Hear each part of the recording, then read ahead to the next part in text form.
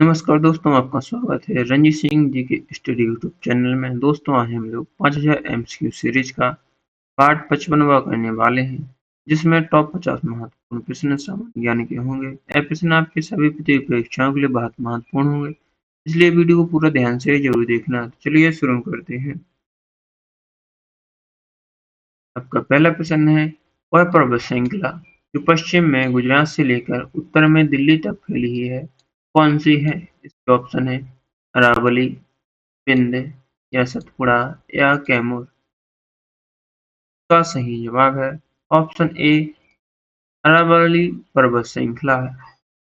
अगला प्रश्न है, दक्षिण भारत की सबसे ऊंची चोटी कौन सी है? इसके ऑप्शन है दोदा बेट्टा, मुकुर्ती, नाईमुड़ी या महेंद्रगिरी। दोस्तों, इसका सही जवाब है ऑप्शन सी, अनाईमुड़ी। दक्षिण भारत की सबसे ऊंची चोटी अनाईमुड़ी है। अगला प्रश्न देखते हैं। अगला प्रश्न है, अरावली पर्वतमाला किस प्रकार के पर्वतों का एक उदाहरण है? इसके ऑप्शन है सीधी पर्वत, ब्लॉक पर्वत, अवशिष्ट पर्वत या ज्वालामुखी पर्वत। का सही जवाब होगा ऑप्शन सी, अवशिष्ट पर्वत।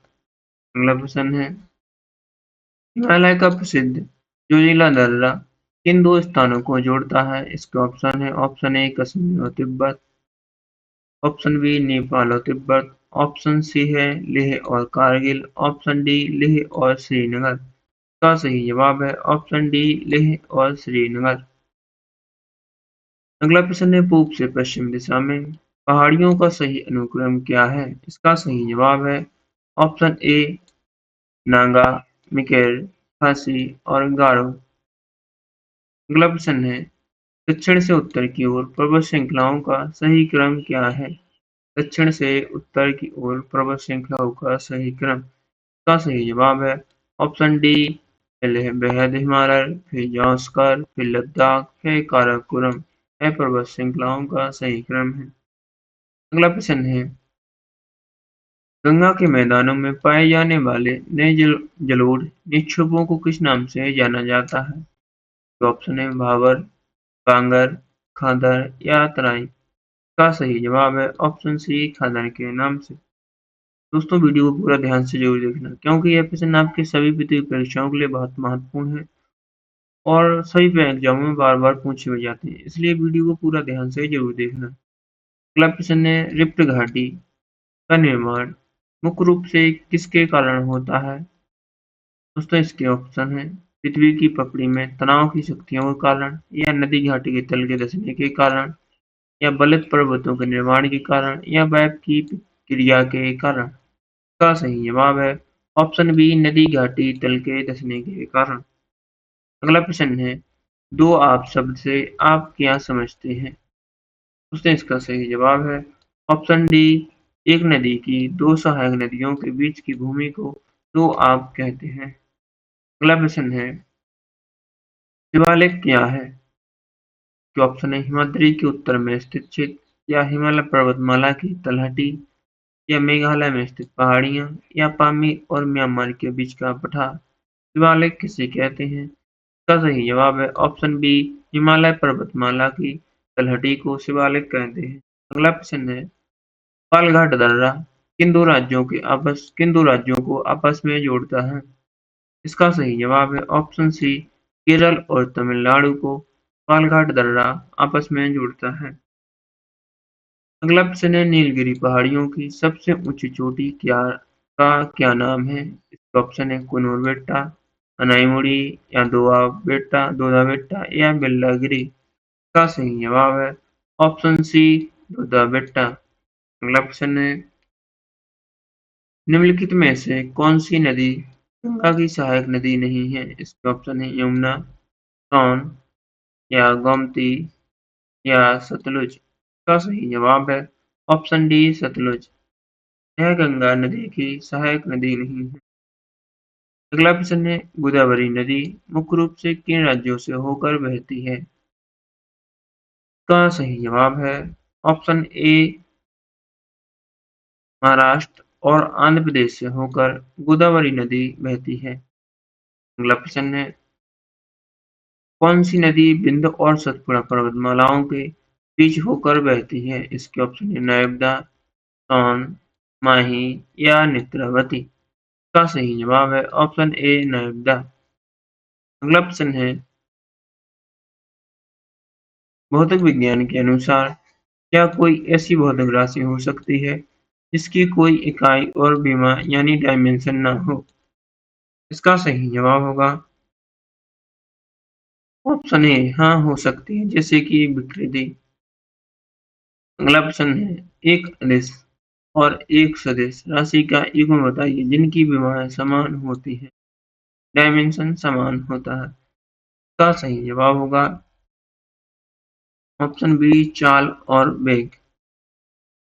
अगला प्रश्न है, किसी पिंड का संवेग एक पृथक प्रणाली में किस प्रकार की राशि होती है? ऑप्शन है हमेशा शून्य होती है, या एक संरक्षित राशि है, या दिशाहीन राशि, या परिवर्तनशील राशि? का सही जवाब है ऑप्शन बी एक संरक्षित राशि। अगला प्रश्न है, निम्नलिखित में से कौन सा बैराज इंदिरा गांधी नहर को पानी की आपूर्ति करता है? ये ऑप्शन है भाखड़ा, रीके, या नरोरा, या पांडव? का सही जवाब है ऑप्शन बी हरीके। अगला प्रश्न है, फरक्का बैराज के निर्माण का प्राथमिक उद्देश्य क्या है?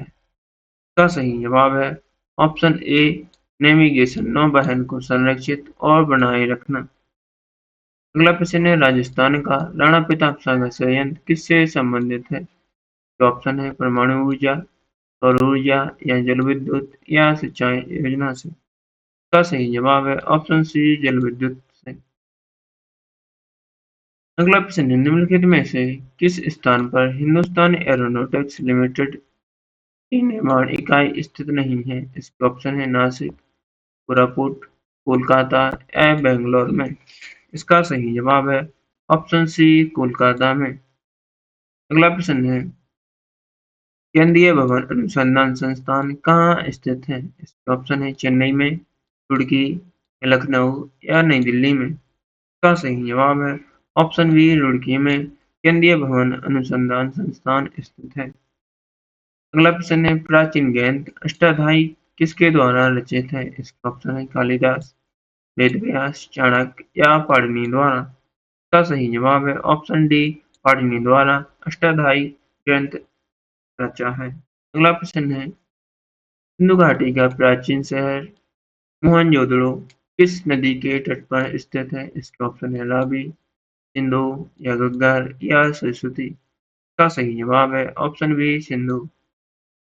दोस्तों वीडियो पसंद आया तो वीडियो को लाइक करें और चैनल को सब्सक्राइब करें और अपने दोस्तों के साथ शेयर जरूर करें। वीडियो को पूरा ध्यान से जरूर देखना। अगला प्रश्न है, अभिज्ञान शकुंतलम नाटक की रचना किस प्राचीन कवि ने की? इसके ऑप्शन है भास, सुधरक, या आर्यभट्ट, या कालिदास ने? इसका सही जवाब है ऑप्शन डी कालिदास ने अभिज्ञान शकुंतलम नामक नाटक की रचना की। अगला प्रश्न है, गुप्त शासक चंद्रगुप्त प्रथम को उसके किस पुत्र द्वारा स्थानांतरित किया गया था, यानी उत्तराधिकार बनाया गया? इसके ऑप्शन है समुद्रगुप्त, भानुगुप्त, स्कंदगुप्त, या पुरुगुप्त? इसका सही जवाब है ऑप्शन ए समुद्रगुप्त। अगला प्रश्न है, प्राचीन संस्कृत ग्रंथ मृच्छकटिका मिट्टी की गाड़ी किसके द्वारा लिखा गया है? इसके ऑप्शन है कालिदास, शूद्रक, या विल्हड़, या भास द्वारा? इसका सही जवाब है ऑप्शन बी शूद्रक द्वारा मृच्छकटिका मिट्टी की गाड़ी लिखी गई है। अगला प्रश्न है, सूर्यदेव को समर्पित प्रसिद्ध गायत्री मंत्र की रचना किसके द्वारा की गई थी? इसके ऑप्शन है मनु, या कौटिल्य, या विश्वामित्र, या उष्णा द्वारा? इसका सही जवाब है ऑप्शन सी विश्वामित्र द्वारा। अगला प्रश्न है, किताब उल हिंद नामक प्रसिद्ध पुस्तक की रचना किसने की? इसके ऑप्शन है अल मसूदी ने, अल बरूनी, या सुलेमान, या फिरदौसी ने? इसका सही जवाब होगा ऑप्शन बी अल बरूनी ने किताब उल हिंद नामक प्रसिद्ध पुस्तक की रचना की। अगला प्रश्न है, रावी नदी का प्राचीन वैदिक नाम क्या है? इसके ऑप्शन है अस्कनी, या पुरुषनी, या वितस्ता, या विपाशा? इसका सही जवाब है ऑप्शन बी रावी नदी का प्राचीन वैदिक नाम परुष्णी है। अगला प्रश्न है, जातक कथाएं किस धर्म के लोगों का पवित्र ग्रंथ है? इसके ऑप्शन है हिंदू, जैन या पारसी या बौद्ध। का सही जवाब है ऑप्शन डी बौद्ध धर्म। अगला प्रश्न है गौतम बुद्ध ने अपना पहला उपदेश कहाँ दिया था? इसके ऑप्शन है काशी में, सारनाथ या कुशीनगर या बोध गया में। इसका सही जवाब है ऑप्शन बी सारनाथ में। गौतम बुद्ध ने अपना पहला उपदेश दिया था। अगला प्रश्न है हड़प्पा सभ्यता की खुदाई सबसे पहले किसके द्वारा की गई थी? इसका सही जवाब होगा ऑप्शन सी राय बहादुर दयाराम साहनी द्वारा हड़प्पा सभ्यता की सबसे पहले खुदाई की गई थी। अगला प्रश्न है मौर्य वंश का शासक बनने से पहले सम्राट अशोक कहाँ के गवर्नर थे? तो ऑप्शन है उज्जैन, दतिया, इंदौर या भोपाल के। इसका सही जवाब है ऑप्शन ए उज्जैन के गवर्नर थे। अगला प्रश्न है सिंधु घाटी सभ्यता के लोग मुख्य रूप से किस देवता की पूजा करते थे? तो ऑप्शन है हनुमान, काली या अयप्पा या पशुपति की। इसका सही जवाब है ऑप्शन डी पशुपति की। सिंधु घाटी सभ्यता के लोग मुख्यतः पशुपति देवता की पूजा करते थे। अगला प्रश्न है गुप्त वंश की स्थापना किसने की थी? इसके ऑप्शन है कुमारगुप्त, चंद्रगुप्त प्रथम या श्रीगुप्त या समुद्रगुप्त ने। इसका सही जवाब है ऑप्शन सी श्रीगुप्त ने गुप्त वंश की स्थापना की थी। अगला प्रश्न है मेवाड़ के उस प्रसिद्ध योद्धा का नाम बताइए जिसके शरीर पर युद्ध के 80 चोट के निशान थे। इसके ऑप्शन है राणा सांगा, लखा सिंह या अमर सिंह या बप्पा रावल। इसका सही जवाब है ऑप्शन ए राणा सांगा। अगला प्रश्न है भारत के राष्ट्रीय प्रतीक में प्रयुक्त शब्द सत्यमेव जयते की उत्पत्ति किस उपनिषद से हुई है? इसके ऑप्शन है कैन, कथा या मुंडक या मितई से। इसका सही जवाब है ऑप्शन सी मितई मुंडक से। सत्यमेव जयते शब्द की उत्पत्ति हुई है। अगला प्रश्न है रामचरितमानस नामक महाकाव्य की रचना किसने की? इसका ऑप्शन है बाणभट्ट, कबीर, तुलसीदास या सूरदास ने। इसका सही जवाब है ऑप्शन सी तुलसीदास ने रामचरितमानस नामक महाकाव्य की रचना की। अगला प्रश्न है राजा हर्षवर्धन ने ज्ञान का एक बड़ा केंद्र स्थापित किया था जिसे मध्य बिहार कहा जाता है। कहाँ किया था? ऑप्शन है मथुरा में या काशी या कन्नौज या हरिद्वार में। इसका सही जवाब है ऑप्शन सी कन्नौज में। अगला प्रश्न है देवा नाम प्रिय प्रियदर्शी देवताओं को प्रिय के नाम से किस शासक को जाना जाता था? ये ऑप्शन है अशोक मौर्य, बिंदुसार को या चंद्रगुप्त मौर्य या महापद्म नंदा को। इसका सही जवाब है ऑप्शन ए अशोक मौर्य को। अगला प्रश्न है प्रसिद्ध चीनी यात्री हेनसांग ने किस शासक के दरबार का दौरा किया था? इसके ऑप्शन है अशोक का या हर्षवर्धन या बिंदुसार या चंद्रगुप्त मौर्य का। इसका सही जवाब है ऑप्शन बी हर्षवर्धन का। अगला प्रश्न है निम्नलिखित में से किस अवधि को हिंदू धर्म के स्वर्ण युग के रूप में जाना जाता है? ऑप्शन है मौर्य काल को काल या उत्तर गुप्त काल या उत्तर मौर्य काल। इसका सही जवाब है ऑप्शन बी गुप्त काल। अगला प्रश्न है कौन सा बोधिसत्व भगवान इंद्र की तरह वज्र धारण करता है? इसके ऑप्शन है मंजूश्री, मैत्रेयी, वज्रपाणि या अमिताभ। का सही जवाब है ऑप्शन सी वज्रपाणि। अगला प्रश्न है निम्नलिखित में से किस पुरातात्विक स्थल में गैत आवासों के साक्ष्य मिले हैं? ये ऑप्शन है भोजहोम, मैहरगढ़, कुंडई या